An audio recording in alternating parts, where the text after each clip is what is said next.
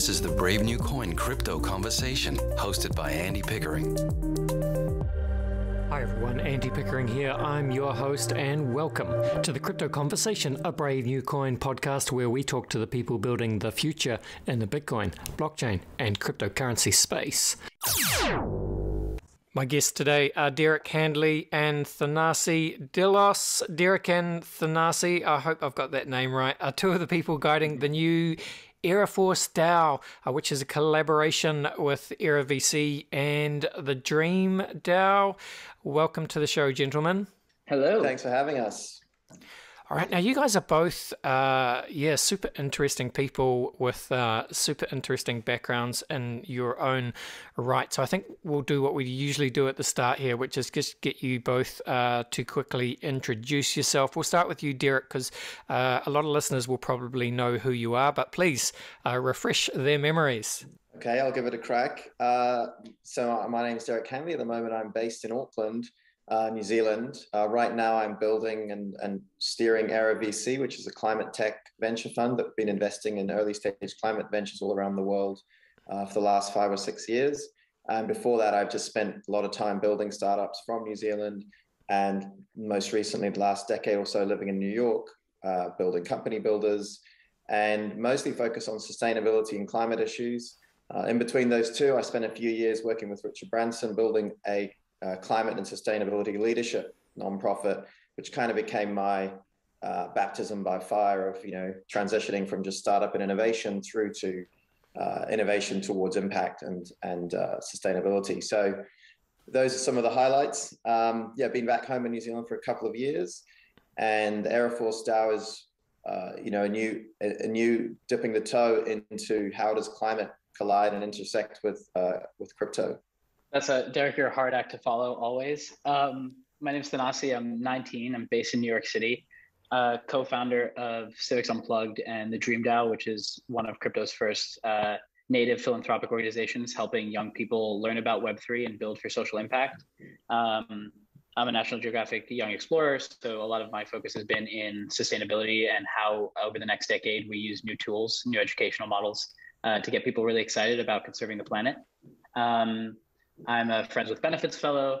A lot of my work is in new tokenomic models to kind of advance Web3x social good. And outside of the crypto ecosystem, I am very involved in democracy work in the United States. Very nice. And look, I've got to say, Thanasi, this is quite this is cool. You said you're 19 years old, right? So you sound like you're a young man with a bright future. You know what you're doing. You've done some cool stuff already. Speak to me a little bit more about that. Like, I'd love to understand how long you've been playing around in the crypto ecosystem, and because it just reminds me. I was actually listening to Mr. Beast of all people on Joe Rogan yesterday, and Joe, Mr. Beast is just a young guy as well. He's older than you, but he's still in his, I think, early 20s, and already is effectively the world's #1 YouTuber. Does a lot of amazing work in helping people, and he was explaining it as it's not so much that he was lucky, he just figured out what his #1 passion was and what he wanted to do at a really young age, and just went after it hard. I don't know if you relate to that at all.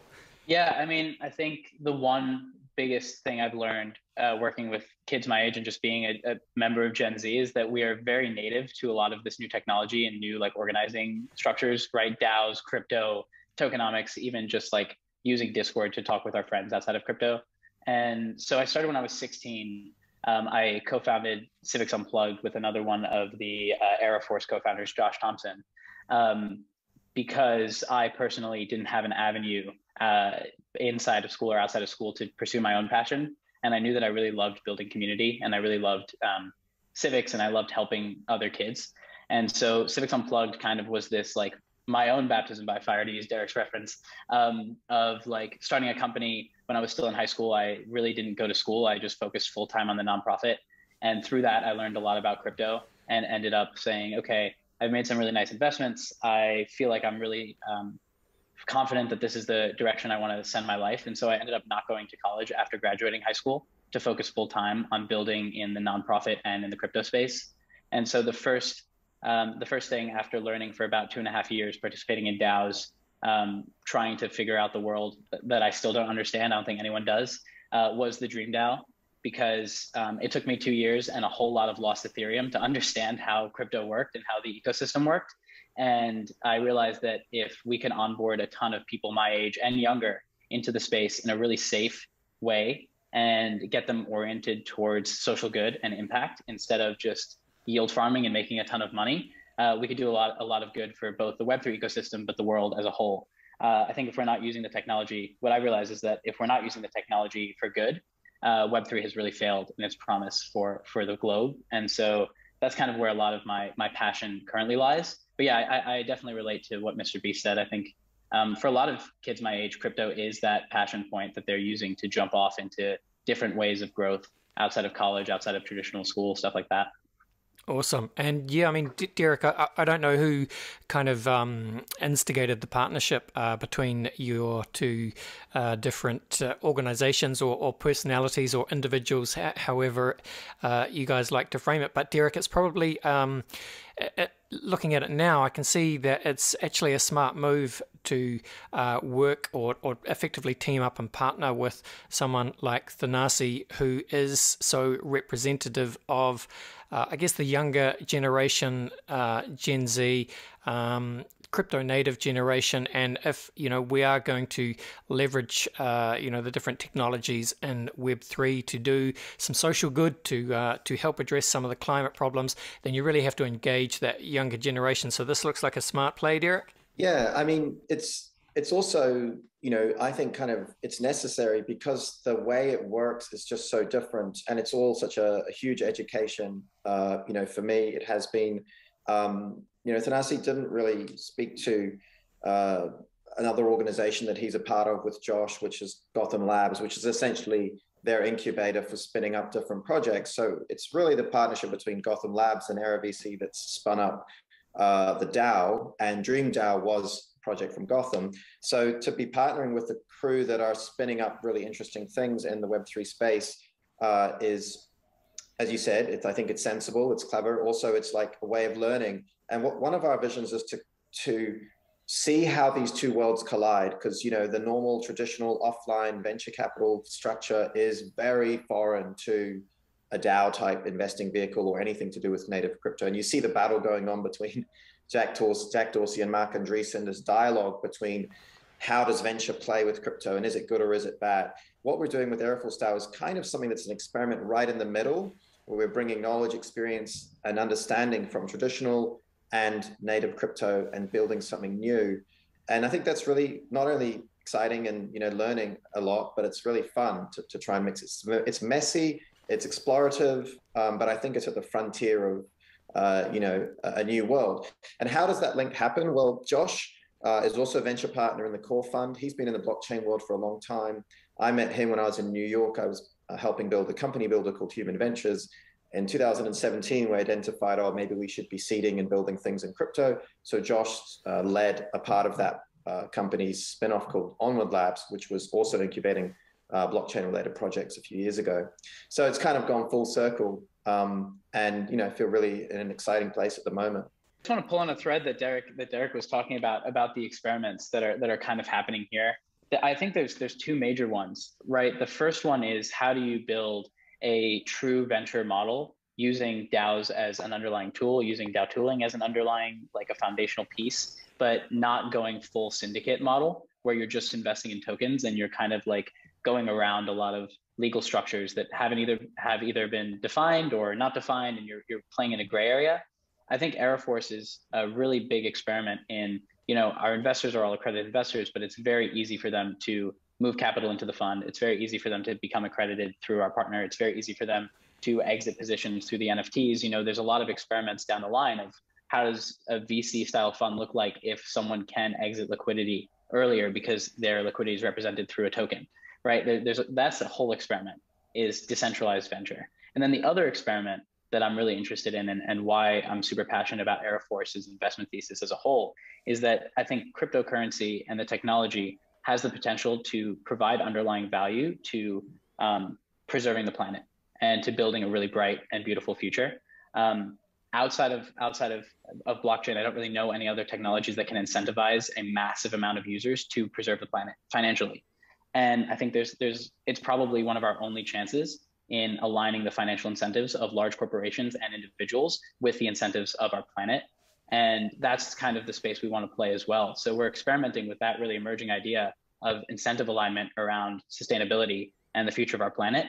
And we're experimenting with the idea of what does it look like to bring a very institutional venture fund, which was Aera VC, with a lot of institutional LPs that had never really played with crypto before, and merging them with a lot of crypto native investors to combine that brain power and use it as really like fuel for what can be a rocket ship to preserve the planet. Right. So if that's the case, then Thanasi, it sounds like, Derek, so Aera VC is the slightly more not traditional, but it's a venture fund in the sense of how people would understand a VC fund, whereas Aera Force is a DAO. It's a decentralized autonomous organization, so anyone can participate, I suppose, made up of climate investors, founders, scientists, and civic leaders who are accelerating us towards a regenerative world through Web3. I've ripped this off your website, obviously.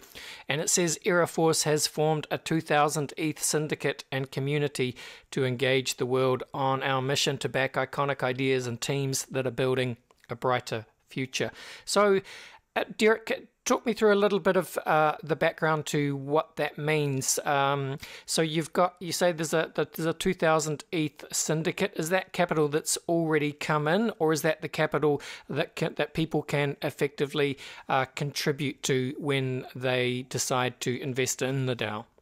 Yeah, so we unveiled this about a week ago, and essentially from that point on, people could come in and mint their tickets, which are NFTs, which are their contribution at a minimum of like 10 ETH per ticket.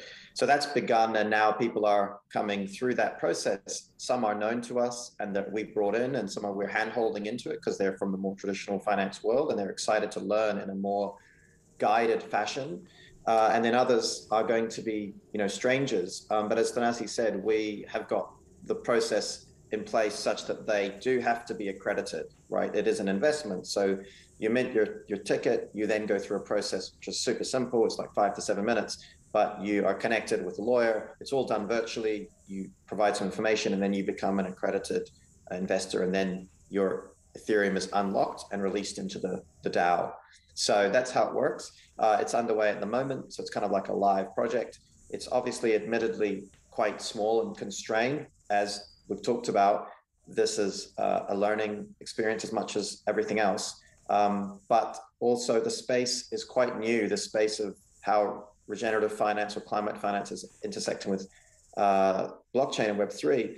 So we think there's going to be hundreds of projects that will appear this year, but it's not like there are thousands there today that you'll be able to invest in. And as a pre-seed DAO, so we're looking at pre-seed investments will be quite small, and making a few dozen of those in the next couple of years. Yeah, those investments will behave like, we want them to behave like venture, like they need to have really strong returns. That's the point. This is not a philanthropic DAO, although it may spin up philanthropic activities or channels in Discord using the community to do philanthropic projects. But what you were just talking about just now is really about pre-seed, bets on interesting projects. Sure. And look, I love the way that you guys talk about this as an experiment, because it is. And, that is a good thing, because, look, the reality is anyone doing anything in Web3 at the moment, to some extent, it is an experiment. But that is what makes it potentially exciting. And it also means that there's that much more potential upside. And listeners, if you are interested in going to the website, look, I'll put all the websites and so on in the show notes, but it's aeraforce.xyz, and Aera is spelled A-E-R-A force.xyz. But because if you go there and you want to invest, and so you go through this process that Derek was talking about, you purchase an investment ticket NFT for 10 ETH. And the cool thing about this as well, guys, is the actual NFT itself. There's an artwork that was done by Kenneth Alexander. and I'm just reading from the website again. So he's an artist born in Memphis, Tennessee, with a passion for fusing traditional and digital art styles to create a new vision. And what's cool here is he wanted to create his love for music and having a synesthesia and creating a kind of a merger between what he had created artistically and sonically, and it kind of done in a SolarPunk style, right, guys? Tell me, firstly, Thanos, tell me a little bit more about the art, that vision, and what we mean by SolarPunk. Yeah. So I think the reason why we chose to still incorporate the NFTs themselves are quite utility tokens, right? They're not meant to be resold for the art. But the reason why we wanted to incorporate art, and the reason why we wanted to bring in someone like Kenny into the community, is because what we're trying to build long term is not a singular fund or a singular, like, to make a singular investment. We're trying to build a community. And communities are led through culture, they're led through signaling, they're led through a unifying, like, ownership of an NFT, of a piece of art. And that's what we wanted to give all of the LPs in the fund, right? And so we chose to go with a SolarPunk and futuristic style because I think emerging in the crypto or Web3 ecosystem is this idea of regenerative regens. Is, I think the joke is, like, degenerates are people who are trading on, like, NFTs and DeFi and yield farming and DEX, all this stuff. And then regens are people who are focusing on regenerative crypto economics for the planet. And so we wanted to really lean into this, like, cultural movement of regeneration. And we wanted to incorporate a lot of, like, the SolarPunk themes. And when talking to Kenny, right, the whole goal is that in order to, we could say beautiful future all we want. We can say, oh, sustainable planet, futuristic world. But if we can't actually visually represent what we mean by a sustainable, beautiful planet, it's really hard to get people aligned on that mission, aligned on that vision of the future. And so what we wanted to kind of take a first step with these NFTs is, like, showing people what we mean by, like, this is the world we can create if we all work together, if we all invest in this technology, if we invest in this vision of sustainability. And the art is kind of like a little nod to that. It's not meant to be resold. It's not meant to, like, 10x in value as an NFT investment. It's just meant to be like a little nod to the regen community, to the SolarPunk art style, and to the beautiful future we can create. Yeah, well, I really like the fact that SolarPunk is slowly becoming, part of the Web3 identity or vision, parts of the community certainly, and it's a good juxtaposition, I think, against, crypto is often associated with cyberpunk and hackers and that kind of more slightly dystopian sci-fi vision of the future, which, look, I love and is fun, but can also be a negative to some. So it's good to have the kind of the flip side of that vision, SolarPunk, which really is all about, using technology to create a better, more utopian future. And funnily enough, I saw that you guys were doing something with Crypto Coral Tribe. Is that right? Because the Crypto Coral Tribe, for anyone who doesn't know them, they're an NFT project that are doing an NFT drop, and they're going to use a lot of the capital from that drop, I think, to form a DAO to kind of look after various coral reefs around the world. So it's very much aligned with these SolarPunk values. And I did a podcast with those guys about 2 months ago. So I was interested to see that you guys have some kind of relationship with them as well. Yeah, I mean, I think the through line, that's through the DreamDAO, which I think you could probably do an episode on in itself. But sure, the through line between everything that we've launched is that technology can either be used for the dark or the light. It's something that Josh says all the time, something that we say all the time at Civics Unplugged and at Aera Force, right? And what we want to do is, both in the nonprofit and for-profit space, build a strong, beautiful, positive narrative for cryptocurrency that really doesn't exist anywhere else. You'll see in traditional media, a lot of the hatred towards cryptocurrency is a lot of, like, digs on the extreme wealth and the lack of philanthropic strategy, the lack of investment in sustainability, the amount of, like, just carbon that is emitted through Ethereum transactions, right? There's all these negative narratives. But the truth is, like, Crypto Coral Tribe came to speak to the DreamDAO kids, who are kids that are just getting into Web3. And they get so excited, not by making millions of dollars, right, flipping NFTs. They get so excited by the potential to use this technology as an organizing tool to save the world. to save the world that they're growing up in and that their kids are going to grow up in. And so like the bigger theme, I think that's really great with what Crypto Coral Tribe is doing and what a lot of organizations are doing across the regen space and what Aera wants to invest in, is that these are all positive use cases for the technology that actually work. It's not some dreamt up, white paper that never gets put into action. These are people and communities that are taking crypto wealth, that are taking crypto theories and organizing structures and using them to impact the real world. And that I think is where the space should be heading. If not, we're like creating this Lehman Brothers structure of like a ton of wealth in this really big bubble where no one knows how to enter. And it's not as beneficial for the world. I don't know, Derek, if you want to add to that one. No, I think you did a great job. Well, Derek, you have I guess a good history in the space, particularly in New Zealand.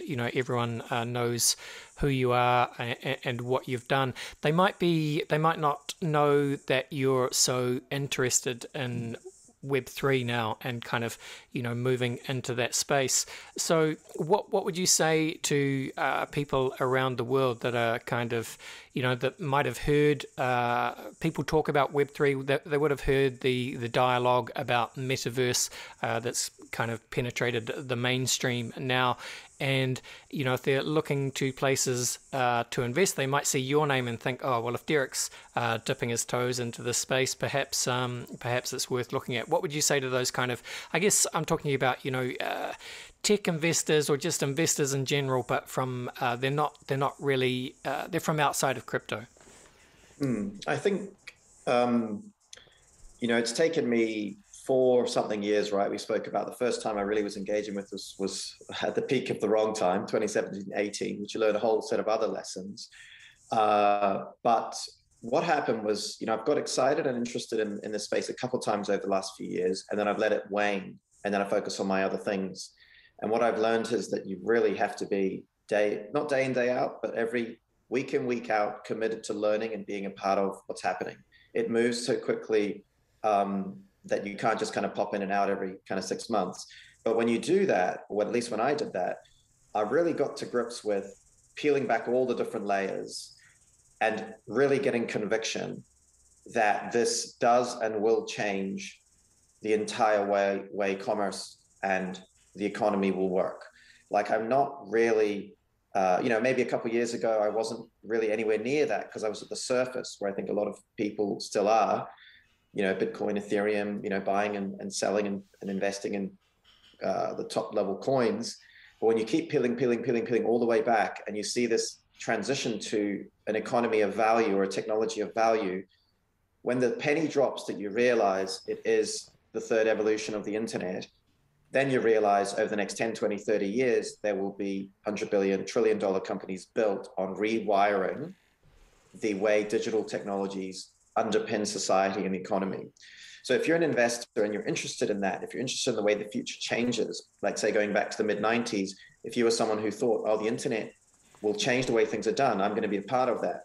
And then in the early 2000s, which is where I started, and you looked at mobile and you thought mobile combined with the internet will change the way the world works, I'm a part of that. That was my first journey. And the next phase being social and connectivity and content and collaboration with the Facebook, et cetera, coming out. This is ultimately almost like the peak of the first set of mountains that the internet represents. So as an investor, if you don't take the time to seriously look into it, I think you're missing basically the next version of the internet. On the flip side, anything and everything can be reimagined. And I think, major sectors like banking and finance will be totally redesigned. So for me, I'm like grasshopper, learning, beginner's mind in this whole space.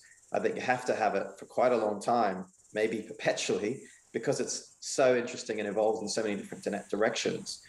It's very easy to look at certain things that are going on, particularly the volatility of crypto, the energy use of something like a Bitcoin, or the apparent flippancy of like an NFT, JPEG culture, and dismiss the whole thing. And I can understand that, but I think that's a real mistake. I think you can start to really peel things back, and any corner you look, the more you look in that corner, the more you can see how it will really change. Art, culture, creativity, finance, economics, company structure, everywhere you look, there's something that can be rethought.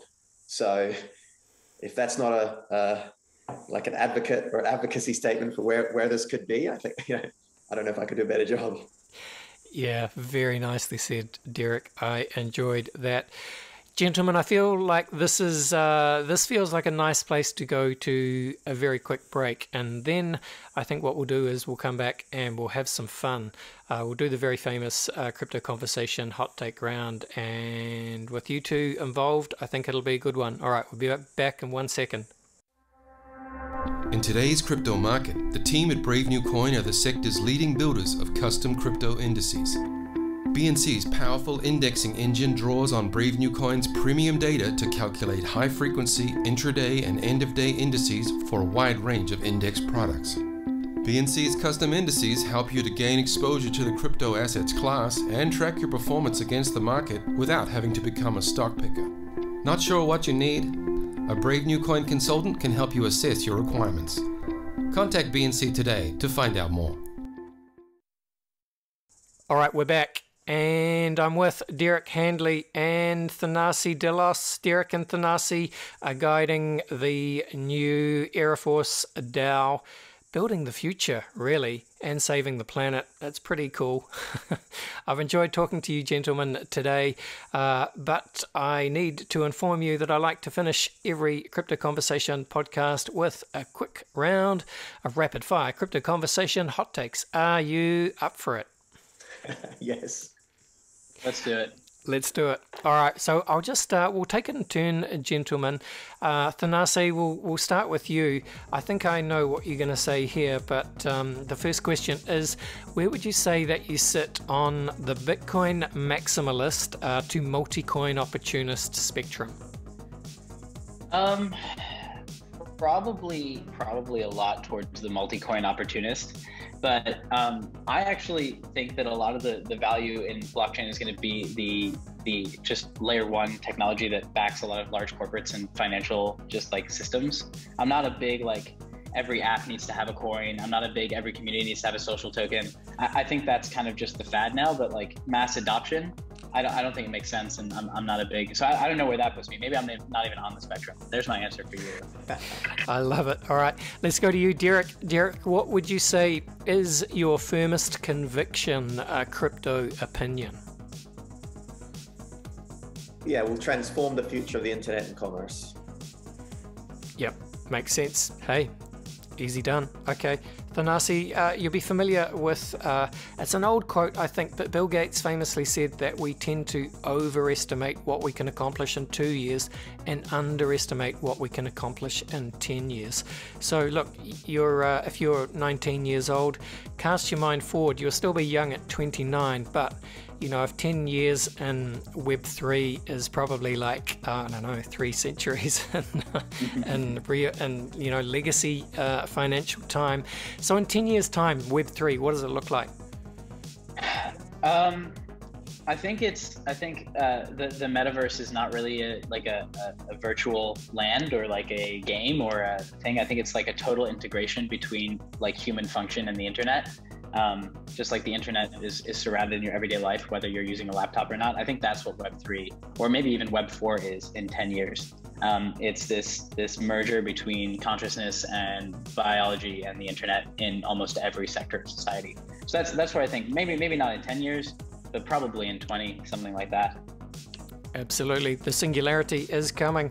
All right. Well, Derek, sci-fi author William Gibson famously said that the future is already here. It's just not evenly distributed. In the context of that, can you think of an example of the future being here right now, but most people just aren't really aware of it?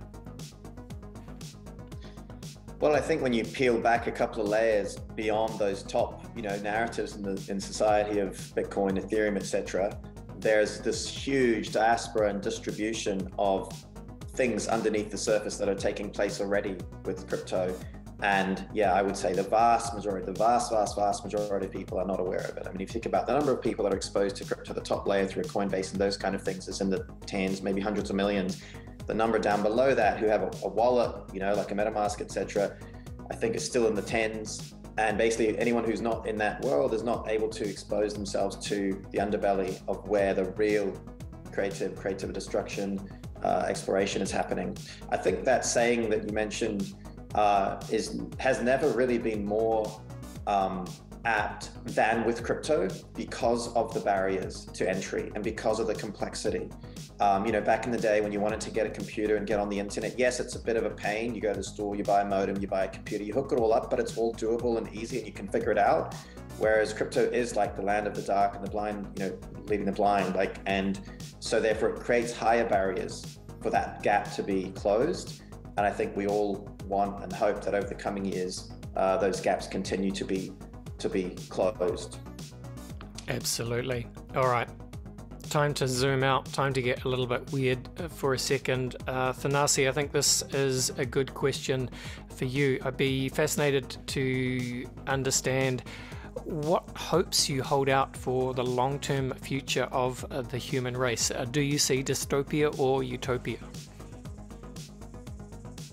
I think I'm a pretty big optimist, probably to my own demise, but I don't see a world where humanity doesn't congregate into larger communities, more efficient organizing structures, and doesn't have a more moral and values aligned mission in life. I think, as when you start talking about the future of work or the future of education, if you notice, a lot of things are being pushed towards what the individual wants, what fulfills the individual. Kids are dropping out of college at record rates. Not saying that that's a good or bad thing, but I'm saying a lot more people are chasing their passion and feeling like they can find sustenance, human fulfillment in so many different ways that are outside of organizing structures that are old and kind of collapsing. A lot of traditional 9-to-5 jobs that were sucking the souls from people are exiting them at record rates. So I'd like to think this is kind of the first step in a repositioning of the human race to kind of value the individual and value the collective a lot more, and really make sure that people are feeling a lot more fulfilled in their everyday life. And so if that trend continues, I think we'll probably for the next 10 years see a lot of lost potential, because people will be stuck at the end of this collapsing education and collapsing financial system. A lot of kids are going to go to college and get into a lot of debt still for the next 10 years. But after that, in the 2030s, I think we're going to have a total repositioning of a lot of these structures from when you're 10 to when you're 40 that are going to make a lot of humanity really happy. And so I have a broad and happy outlook for 40 years down the line. I think the next 10 years are going to be quite rough, though. Great answer, Thanasi. Very well articulated. I think hard to argue with any of that. I enjoyed it. Thank you. Let's start to close this out, gentlemen. We'll put the final question to both of you. Derek, to you first. What is your favorite science fiction book, film, TV show, or universe? Oh, that's a very interesting question, and very difficult to answer right now, because one of the things I'm doing at the moment is working towards a master's in religion. I'm towards the end of this. Wow. And I'm doing my last paper before my thesis, and the subject that I'm doing right now is Gnosticism, which is fascinating. Yes. And it's actually, the subject of the paper is Gnosticism and sci-fi movies. So I'm having to watch movies every week. So it's just discombobulating my record of which movies are great and how I rank them. So right now I'm in the Tron series. I'm watching Tron and the second Tron Legacy. Wow. And there's just so many to compare. It's very difficult. I had to rewatch The Matrix a couple of weeks ago. I have to say that probably ranks very high up there. Yes. But it's very fascinating for how the intersection of Gnosticism, which you probably should look it up to understand exactly how it is as a religion or a mythology, is related to all these interesting movies. And I find it also interesting that, we use the term gnosis in crypto and other various kind of Gnostic terms. So I'm having a great time doing this paper at the moment. So my short answer to you would be Matrix, but I think if you check in at the end of term, which is in about 2 months, I might have a different answer, because I've got about 25 other movies that I have to watch. I love it. And that's, funnily enough, the one time the kind of the guest host roles were reversed, and someone asked me that question, I went for the original Matrix myself, because it's a brilliant film and still holds up today, and the kind of the underlying themes of it are even more relevant to the world we live in today. But let's go to you, Thanasi. Fave piece of sci-fi. Favorite piece of sci-fi? I'm a big Star Trek fan.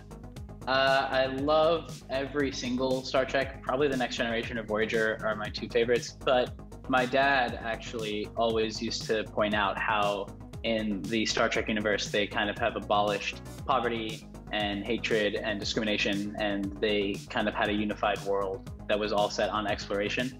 And, you know, he's 56 now or something, and that like vision really excited him and like made him really happy. And I think that vision probably excites a lot of people. And so it was definitely like, I was really sad as a kid because I knew that I would never be able to go to space. Derek apparently has a ticket, but he won't share. Yeah, that's right. So I'm still really upset that I won't be able to go to space. But like, I think Star Trek kind of like was a very formative sci-fi just genre for me. Yeah, I love that as well. And because, yeah, Star Trek, you know, if you talk about the kind of the application of technology to build a better world and build a utopian future, Star Trek is probably the best example of that, one of the best examples of that. And I feel like SolarPunk is kind of, it's just a kind of newer, grittier, even sunnier manifestation of the same ideas. Yeah, and all the technology in Star Trek, like they had iPads before iPads existed. Yes. They had like they were very forward thinking. And the SolarPunk thing, the one thing I'd like to see from SolarPunk, and I'm sorry I'm stealing the end of the show here, is that like there's a lot of SolarPunk in buildings, there's a lot of nature, but there's very little SolarPunk that incorporates people, like groups of people and humanity into the art. And so like it's always been interesting to me how like we forget that the foundation of creating a SolarPunk future is the people, but they're never depicted in the art. It's always about like brutalistic architecture plus nature. It's never like people getting together and building. It's just a thought, but yeah. Fascinating thoughts. All right, gentlemen, I've enjoyed talking to you both. Let's close this out. Love to hear from you both again just at the end of this show. Please kind of, give a shout out to wherever you are on Twitter, you know, where people can follow you on Twitter and where they should go to really learn more about what you guys are building with the Aera Force DAO and, best places for people to get involved, all that good stuff. I'll go first. Yeah. Yes. So I'm on Twitter at DGH, otherwise LinkedIn, Derek Handley, and the Aera Force DAO is Aera Force, AERA Force.xyz, and our core fund is Aera.VC, AERA.VC. And over to you, Thanasi. Yeah, I'm at Thanasi on Twitter, THUHHNASI. Nice phonetic spelling. Learn about Aera Force, invest in Aera Force. If you are not an accredited investor or don't want to invest, come hang in the Discord, help us look at some projects, talk about the future of regenerative crypto economics, and vibe a little bit. Awesome. Thanks very much, gentlemen. All the best, and bye for now. Thank you. Peace. That was today's show. Thanks for listening, team. Don't forget to subscribe to the Crypto Conversation in whatever podcast app you are using. Give us a nice rating on Apple iTunes and the podcast app. Thanks for listening. This was the Crypto Conversation for Brave New Coin. See ya.